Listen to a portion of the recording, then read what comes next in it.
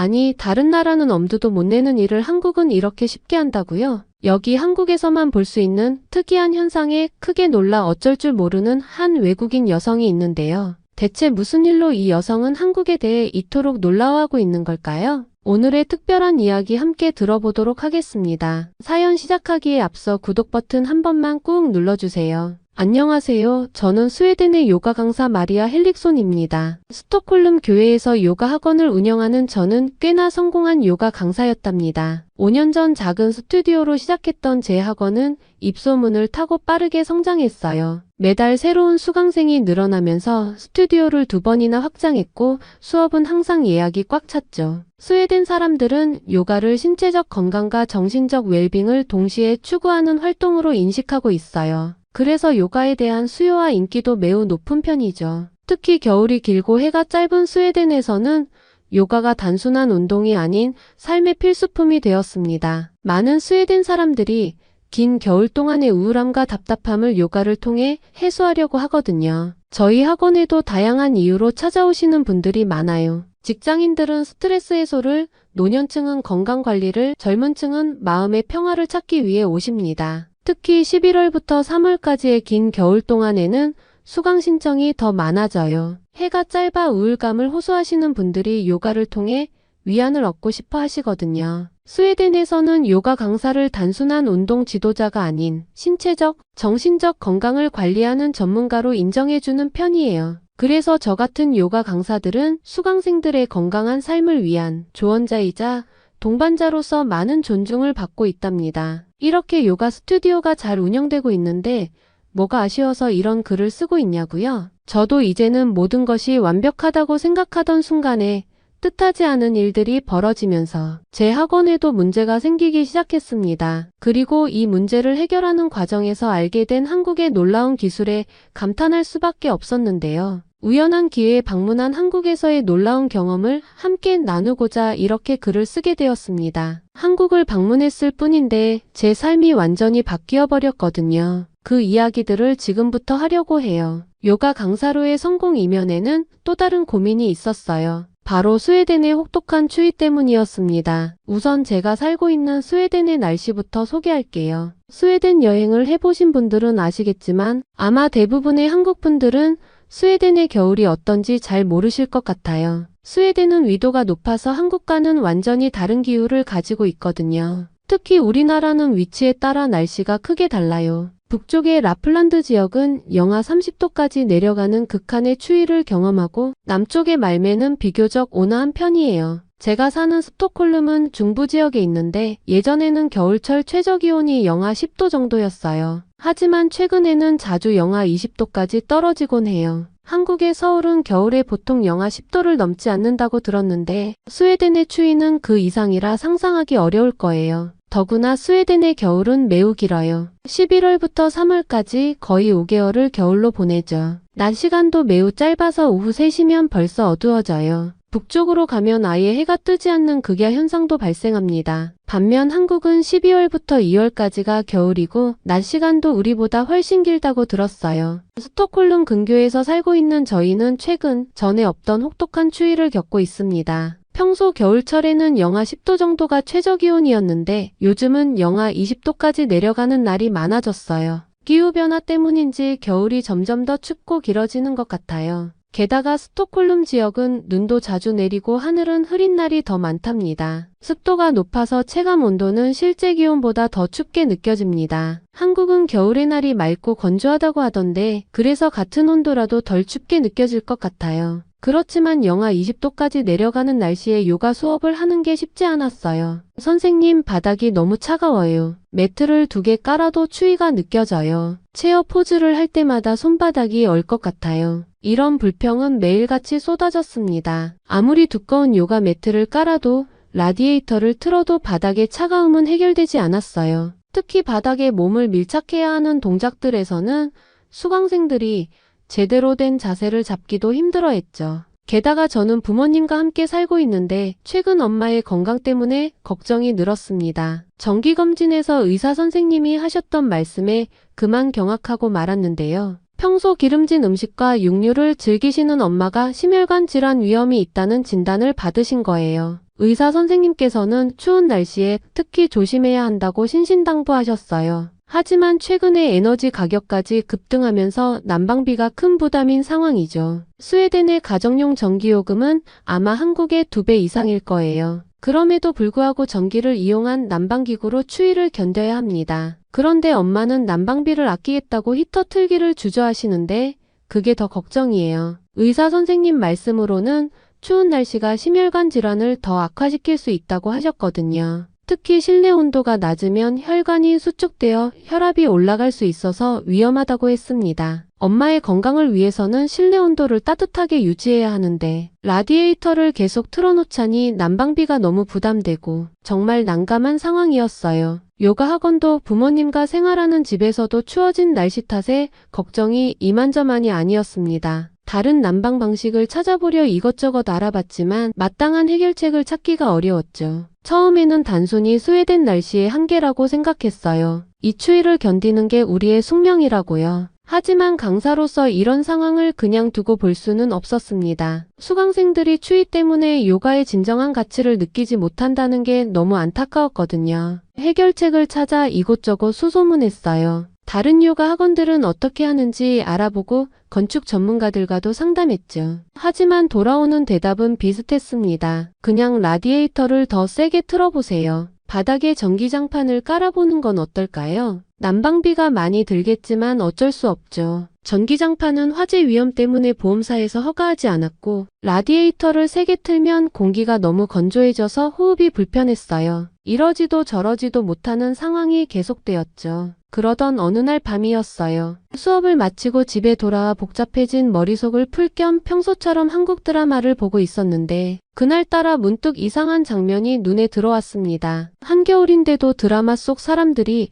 바닥에 편하게 앉아있는 거예요. 어떻게 바닥에 저렇게 앉아있지? 춥지도 않은 걸까? 스웨덴은 카펫이 깔려 있어도 절대 바닥에 앉지 않거든요. 바닥이 차가운 것도 있지만 무엇보다도 좌식 문화는 익숙하지 않기 때문이죠. 호기심에 구글 검색을 시작했고 그렇게 온돌이라는 걸 알게 되었어요. 처음에는 단순히 한국의 바닥 난방이라고만 생각했는데 더 찾아볼수록 놀라운 사실을 알게 되었습니다. 온돌은 단순한 난방 시스템이 아니었어요. 2000년 전부터 이어져 온 한국의 고유한 주거문화라는 설명과 함께 바닥 전체를 따뜻하게 데우는 방식으로 현대의 첨단 기술로도 이보다 더 효율적인 난방 방식을 찾기 어렵다고 했습니다. 에너지 효율이 일반 난방보다 30에서 40% 높다는 연구 결과도 있다고 해요. 정말 흥미로운 내용은 온돌이 만들어낸 생활 문화였습니다. 한국인들은 이 따뜻한 바닥에서 앉고 눕고 생활하면서 그들만의 좌식 문화를 발전시켰다고 해요. 척추를 바로 세우고 앉아있는 자세가 마치 요가의 기본 자세와 비슷하다는 점이 눈에 띄었죠. 요가 강사로서 이런 생활 방식이 건강에 얼마나 좋을지 직감적으로 알 수 있었습니다. 바닥에 앉아서 생활하면 자연스럽게 코어 근육이 강화되고 척추 건강에도 도움이 된다는 연구 결과들도 찾을 수 있었거든요. 게다가 따뜻한 바닥은 근육의 긴장을 풀어주고 혈액순환을 촉진시킨다고 해요. 특히 인상 깊었던 건 온돌방에서 잠을 자면 깊은 수면을 취할 수 있다는 거였습니다. 바닥의 온기가 체온 조절을 도와 숙면을 유도한다는 거죠. 불면증으로 고생하는 사람에게는 정말 좋은 시스템이라는 생각이 들었습니다. 이런 정보들을 찾아보면서 놀라움과 동시에 마음이 설레기 시작했어요. 어쩌면 이것이야말로 제가 그토록 찾던 해답이 아닐까 하는 생각이 들었거든요. 하지만 곧 현실적인 고민이 밀려왔어요. 이게 과연 스웨덴에서 시공이 가능한 걸까? 온돌이 아무리 좋아도 한국과 스웨덴은 너무나 다른 환경이잖아요. 건축 방식도 다르고 기후도 다르고 특히 스웨덴의 혹독한 추위를 온돌이 견딜 수 있을지 의문이 들었죠. 그러는 동안 상황은 점점 나빠졌어요. 연일 영하 20도를 오르내리는 날씨가 계속되면서 수강생들이 하나둘씩 빠져나가기 시작했습니다. 아무리 두꺼운 요가 매트를 깔아도 차가운 바닥 때문에 제대로 된 자세를 잡을 수 없다며 더 이상 추위를 참기 힘들다는 거예요. 선생님, 정말 죄송하지만 날씨가 조금 풀릴 때까지 잠시 쉬어야 할 것 같아요. 이렇게 추운 바닥에서는 요가에 집중하기가 너무 힘들어요. 매일 이런 말을 들으며 가슴이 아팠어요. 5년 동안 열심히 키워온 제 요가 학원이 추위 때문에 무너져가는 것 같았거든요. 게다가 남아있는 수강생들을 위해 라디에이터를 최대한으로 가동하다 보니 전기요금은 천정부지로 치솟았고 재정적인 어려움까지 겪게 되었습니다. 그러던 어느 날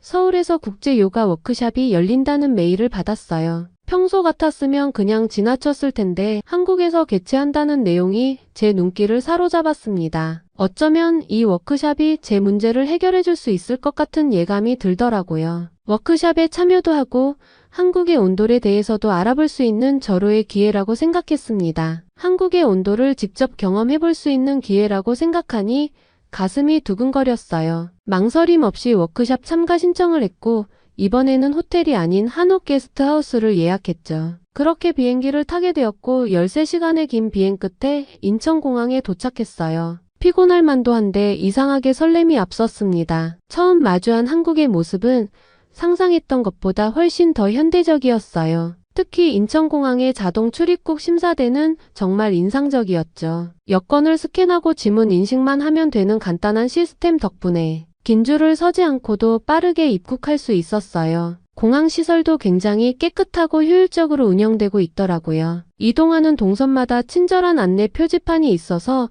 처음 방문했는데도 전혀 헤매지 않았습니다. 서울로 향하는 동안에는 창밖의 날씨가 궁금했어요. 출국하기 전 한국의 날씨를 검색했을 때보다 기온이 더 낮아져서 걱정되었습니다. 하지만 영하의 날씨임에도 스웨덴처럼 뼛속까지 시리지는 않더라고요. 맑고 건조한 날씨 덕분인지 체감온도는 훨씬 덜 춥게 느껴졌어요. 예약한 한옥 게스트하우스는 서울 북촌이라는 곳에 있었습니다. 택시기사님께서 친절하게 설명해 주셨는데 이곳이 전통 한옥들이 잘 보존된 동네라고 했어요. 좁은 골목길을 따라 올라가다 보니 정말 시간여행을 온 것 같은 기분이 들었죠. 기와지붕들이 늘어선 풍경이 너무 아름다웠습니다. 게스트하우스에 도착했을 때는 솔직히 많이 긴장됐어요. 처음 경험하는 한국의 온돌 시스템에 대한 기대와 궁금증 때문이었죠. 체크인을 하는데 직원이 침대방과 온돌방 중에 선택할 수 있다고 하더라고요. 망설임 없이 온돌방을 선택했죠. 제가 이곳까지 온 이유가 바로 온돌을 경험해보기 위해서였으니까요.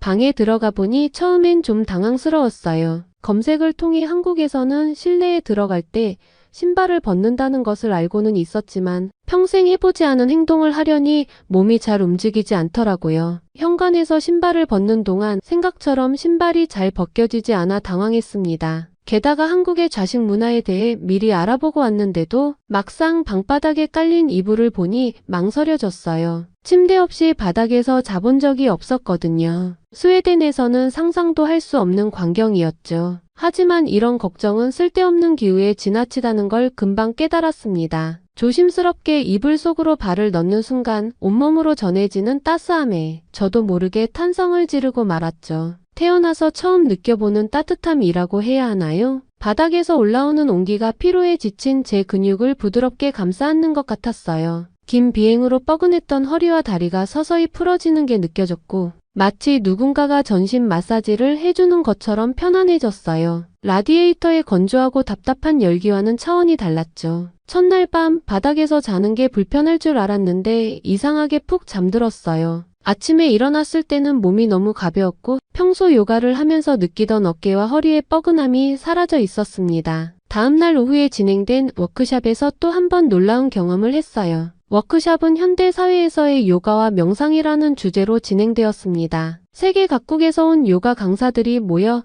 서로의 경험과 지식을 나누는 자리였죠. 한국의 요가 스튜디오에 들어서는 순간 저는 그만 당황하고 말았습니다. 한겨울인데도 스튜디오 전체가 반팔을 입어도 될 정도로 훈훈하고 따스한 거예요. 특히 바닥에서 올라오는 포근한 온기는 정말 감탄스러웠죠. 주위를 둘러보니 진짜 반팔 차림을 하고 있는 사람도 보이더라고요. 요가 매트를 깔고 준비 자세를 취하는데 매트 아래로 전해지는 따뜻함이 너무 좋았어요. 워크샵을 이끄는 김지윤 선생님에게 물어보니 이곳도 온돌 시스템을 사용하고 있다고 하더라고요. 한국의 요가 스튜디오들은 대부분 온돌 난방을 해요. 바닥의 따뜻함이 근육을 이완시켜주고 깊은 스트레칭도 가능하게 해준다고 설명해 주셨죠. 수업이 시작되고 제 예상은 정확히 맞아 떨어졌어요. 따뜻한 바닥 덕분에 몸이 마치 버터처럼 부드럽게 녹아내리는 듯했고 평소에는 힘들었던 고급 동작들도 훨씬 수월하게 할 수 있었어요. 특히 바닥과 밀착되는 동작들에서 그 차이를 확실히 느낄 수 있었죠. 영국, 캐나다,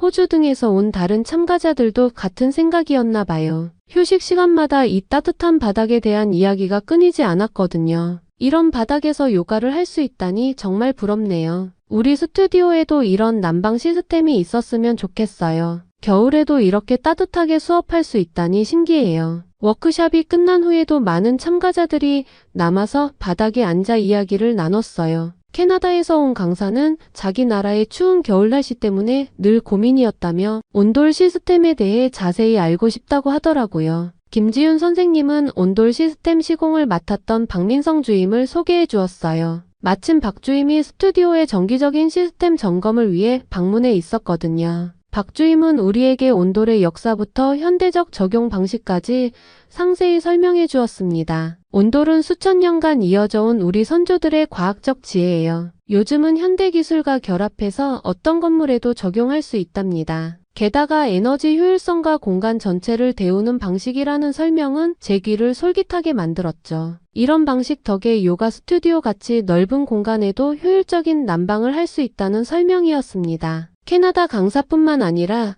저를 포함한 다른 참가자들도 박 주임의 설명에 깊은 관심을 보였어요. 마치 오래된 친구들처럼 편안한 분위기에서 이야기를 나누다 보니 시간 가는 줄도 모를 정도였죠. 이것도 아마 따뜻한 바닥이 주는 또 다른 매력이 아닐까 싶었습니다. 참가자들이 하나둘 자리를 뜨고 난 후 저는 용기를 내어 박 주임에게 제 이야기를 꺼냈어요. 스웨덴에서 요가 학원을 운영하고 있는데 최근 들어 심해진 한파 때문에 큰 어려움을 겪고 있다고 했죠. 스웨덴의 건물 구조가 한국과 다른데 혹시 온돌 시스템을 적용할 수 있을까요? 박 주임은 제 이야기를 관심 있게 듣더니 의외로 긍정적인 답변을 해주었습니다. 요즘은 건식 온돌 시스템이라는 목조 건물에도 충분히 적용할 수 있는 방식이 있다고 했습니다. 오히려 스웨덴처럼 추운 나라에서 더 효과적일 수 있죠. 바닥 구조만 조금 보강하면 충분히 가능해요. 이 말에 그만 제 두 눈이 휘둥그레지고 말았어요. 정말 이게 스웨덴에서도 가능하다고요? 박 주임은 미소를 짓더니 계속해서 설명을 이어갔습니다. 자재는 한국에서 직접 공수해 줄 수 있으며 시공은 현지 난방 전문가들과 협력하면 된다는 거예요.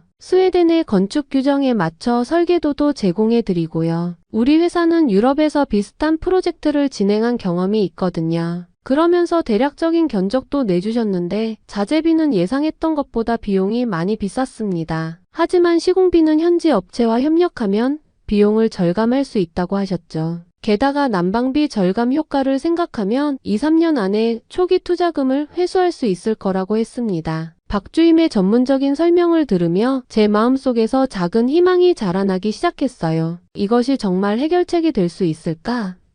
하는 기대감이 점점 커져갔죠. 세미나 기간 동안에 최대한 많은 업체를 방문해 상담도 하고 시공 현장도 찾아가 확인했어요. 물론 박 주임이 시간을 내서 함께 동행해 주셨습니다. 제 일에 이렇게 발벗고 나서 주는 모습을 보고 또 한 번 감동하지 않을 수 없었어요. 이렇게 세미나 기간 동안 부지런히 발품을 팔은 덕분에 다양한 자재와 설치 방법을 눈에 익힐 수 있었습니다. 그리고 자신감도 생기기 시작했죠. 스웨덴에 돌아가면 가장 먼저 해야 할 일이 머릿속에 그려졌어요. 스웨덴으로 돌아오자마자 저는 곧바로 온돌 설치 계획을 세우기 시작했습니다. 하지만 주변의 반응은 제가 예상했던 것보다 훨씬 더 부정적이었죠. 마리아, 내가 미쳤니? 그런 동양의 난방 방식을 여기서 어떻게 쓴다고. 아버지는 제 계획을 듣자마자 강하게 반대하셨어요. 바닥을 다 뜯어내서 공사를 한다고? 그동안 수업은 어떻게 하려고 그러니? 엄마도 걱정스러운 목소리로 말씀하셨죠. 친구들의 반응은 더 심했어요. 그 돈이면 최신형 라디에이터를 몇 대를 살 수 있는 거야? 한국은 한국이고 스웨덴은 스웨덴이야. 여기 날씨에 그게 될 리가 없잖아. 다른 방법을 더 찾아보는 게 어때? 심지어 은행에서도 대출을 거절당했습니다. 온돌만 설치하면 모든 일이 순조로울 것 같았던 제 인생의 최대의 위기를 맞은 느낌이었어요. 가장 가까운 부모님을 비롯해 주변 친구들의 반대에 부딪힌 일로도 충분히 벅찬데 공사비를 맞출 수 없을까봐 머리가 터질 지경이었죠. 여러 은행을 찾아가 사정한 끝에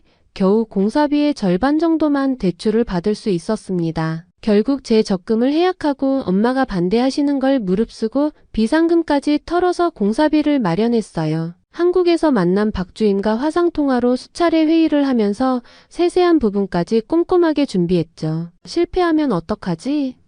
하는 두려움이 전혀 없었다고는 못하겠어요. 하지만 이대로 추운 스튜디오에서 수강생들이 하나둘씩 떠나가는 걸 보고만 있을 순 없었죠. 그렇게 저는 주변에 만류를 뿌리치고 온돌 설치 공사를 시작했어요. 박주임의 도움으로 한국에서 자재를 공수하고 현지 난방 전문가들과 협력해서 공사를 진행했습니다. 공사 기간 동안은 임시로 근처 커뮤니티 센터를 빌려 수업을 진행하기로 했어요. 박주임의 꼼꼼한 조언 덕분에 큰 어려움 없이 공사를 마칠 수가 있었어요. 공사를 마치고 온돌 난방 첫 가동 때에는 너무 긴장되어 숨이 멎을 것만 같았습니다. 난방 조절 장치를 작동하고 얼마 안 있어 바닥에 온기가 느껴졌을 때에는 환호성을 질렀어요. 온돌 난방에 반대했던 부모님과 친구들도 모두 입을 떡 벌리고는 바닥에서 손을 떼지 못하고 있었죠. 마리아, 우리가 내 판단을 믿지 못하다니 정말 미안하구나. 정말 감격스러운 순간이었어요. 드디어 온돌 시스템을 설치한 새로운 스튜디오에서 첫 수업을 시작했습니다. 수강생들의 반응은 제 예상을 훨씬 뛰어넘었어요. 마리아, 이건 정말 마법 같아요. 드디어 추위 걱정 없이 요가를 할 수 있게 됐네요. 바닥이 이렇게 포근할 수 있다니 믿기지 않아요.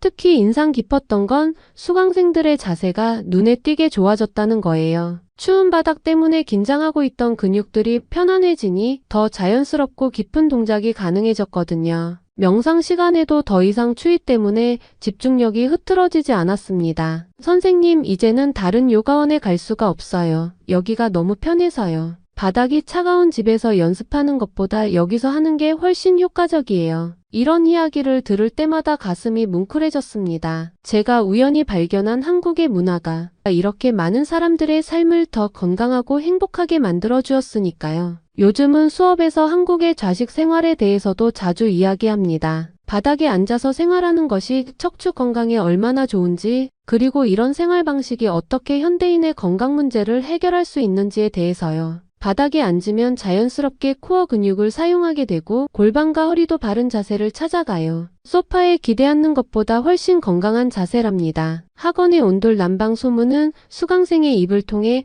빠르게 퍼져나갔고 그 반응은 폭발적이었어요. 스웨덴의 한겨울에도 따뜻하게 요가를 할 수 있는 유일한 학원이라고요. 새로운 수강생들이 물밀듯이 찾아왔고 지금은 1년 넘게 대기자가 있을 정도입니다. 게다가 더 놀라운 건 난방비였습니다. 예전에는 라디에이터를 풀가동해도 바닥이 차가웠는데 온도를 설치하고 나서는 난방비가 60%나 절감됐거든요. 처음 투자 비용이 컸지만 1년도 안 돼서 본전을 뽑을 수 있었습니다. 이런 성과 덕분에 얼마 전에는 스웨덴 구경 방송에서도 취재를 왔어요. 한국의 전통 문화로 북유럽의 추위를 이긴 요가 스튜디오라는 제목으로 방송이 나갔죠. 그 이후로 다른 요가 학원들에서도 문의가 많이 오고 있는데 온돌 시스템 설치와 비용에 대한 질문들이 많았습니다. 그러던 어느 날 BBC에서 저희 요가 학원을 취재하고 싶다는 내용의 메일이 왔어요. 제 이야기가 스웨덴을 넘어 영국까지 알려진 것이 믿기지 않았죠. BBC에서 취재를 왔을 때는 정말 기뻤어요.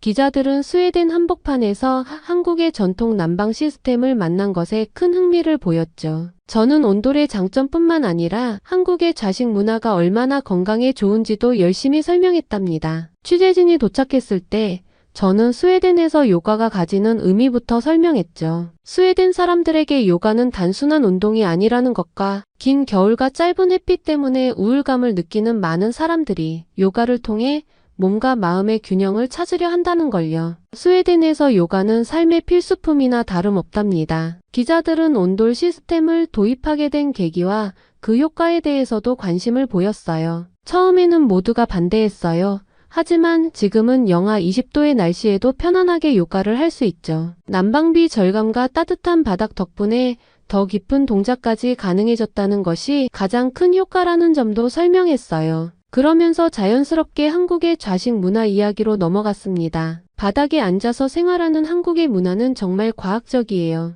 의자 생활로 인한 척추 질환이 많은 현대인들에게 좌식 생활은 코어 근력 강화와 자세 교정에 도움을 줘요. 게다가 따뜻한 바닥은 혈액순환을 촉진시켜서 신진대사도 좋아지죠. 기자들은 직접 바닥에 앉아보더니 감탄했어요. 그들도 이제는 왜 제가 이 시스템을 도입하기 위해 그토록 노력했는지 이해했습니다. 특히 인상적이었던 건 기자들이 요가와 온돌, 그리고 좌식 문화의 조화에 주목했다는 거예요. 한국의 전통 지혜가 현대 북유럽의 건강 문화와 만나 새로운 가치를 만들어냈다고 평가했죠. 방송이 나간 후에는 더 많은 관심이 쏟아졌어요. 이제는 다른 유럽 국가들에서도 문의가 오기 시작했거든요. 핀란드뿐만 아니라 노르웨이, 덴마크 등 북유럽 각지에서 찾아왔는데 온돌의 효과를 직접 경험하고는 다들 놀라워했습니다. 처음 한국 드라마에서 온돌을 발견했을 때는 단순히 난방 문제를 해결하고 싶었을 뿐이었는데 지금은 그보다 훨씬 더 큰 의미를 찾은 것 같아요.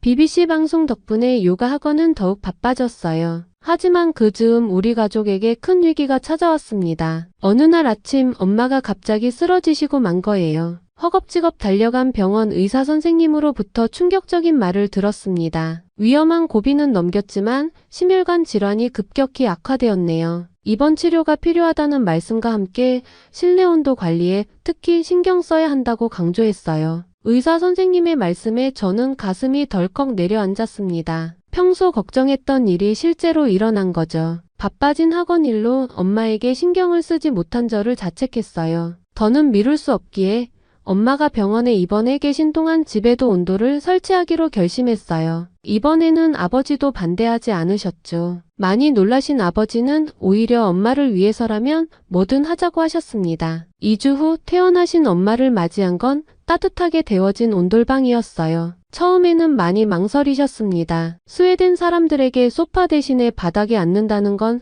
상상도 할 수 없는 일이었죠. 마리아, 이렇게 앉아도 되는 걸까? 엄마는 조심스럽게 바닥에 깔아둔 쿠션에 앉아보셨습니다. 그리고는 놀란 표정을 지으셨죠. 어머나, 이렇게 따뜻하다니. 우리 집이 맞나 싶을 정도로 포근하구나. 처음엔 10분도 못 버티실 줄 알았는데 엄마는 그대로 1시간을 앉아 계셨어요. 평소 소파에 앉아있을 때는 허리가 아프다고 자세를 바꾸곤 하셨는데 이상하게 바닥에 앉아있을 때는 그러지 않으시더라고요. 며칠 뒤부터는 엄마가 먼저 바닥에 앉아 책을 읽기 시작하셨어요. 따뜻한 바닥이 허리 통증에 도움이 된다면서요. 아버지도 처음에는 바닥에 앉는 것에 투덜거리셨지만 어느새 엄마 옆에서 신문을 보고 계셨죠. 우리 집 저녁 풍경도 달라졌어요. 평소엔 각자 소파에 앉아 TV만 보다 헤어졌는데 이제는 바닥에 앉아 따뜻한 차를 마시며 이야기를 나누는 시간이 늘었답니다. 마리아, 이상한 말일 수도 있겠지만 어느 날 저녁 엄마가 말씀하셨어요. 이렇게 바닥에 앉아있으니 우리 가족이 더 가까워진 것 같아. 서로 마주보며 이야기하게 되고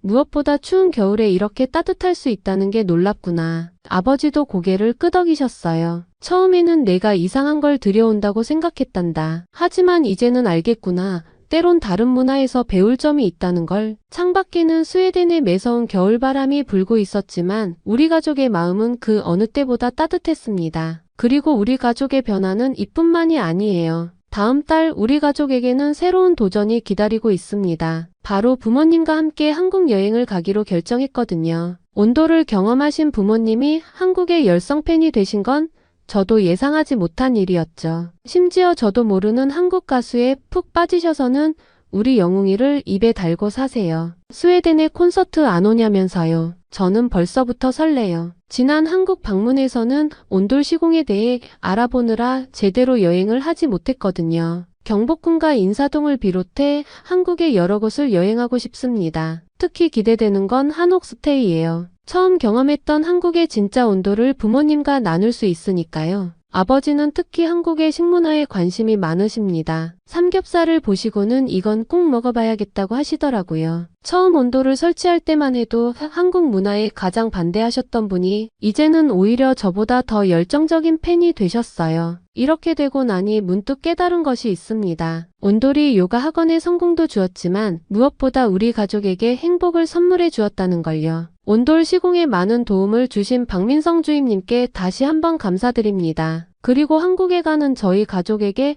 추천해 주실 여행지와 음식이 있다면 알려주세요. 제 이야기는 여기서 마치고 한국 여행에서 만나요. 긴 이야기 들어주셔서 감사합니다. 스웨덴에서 요가 학원을 운영하고 있는 마리아 헬릭손의 오늘 사연 어떠셨나요? 한국 여행을 계획하는 마리아의 가족에게 추천하고 싶은 여행지를 댓글로 남겨주세요. 지금까지 감동적인 사연을 소개하는 감동 더하기였습니다. 오늘도 행복한 하루 되세요.